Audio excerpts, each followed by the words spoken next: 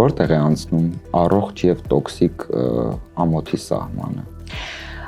Առողջի դեպքում մենք պետք է ունենանք իրական, ռեալ, օբյեկտիվ փաստարկ, որը որ պայմանավորված է որոշակի վարքով, որի հետևանքով, այո, մարդը հասկանում է, որ արեցի սա եւ ամոթ ապրեցի, ինչ-որ օրինակ բերել ավելի հասկանալի դարձնելու համար։ Օրինակ, ալկոհոլ օգտագործող տղամարդը, երբ որ առավոտյան արթնանում է եւ հասկանում է, որ ալկոհոլի ազդեցության տակ ոնց էր ինքը իրեն պահում,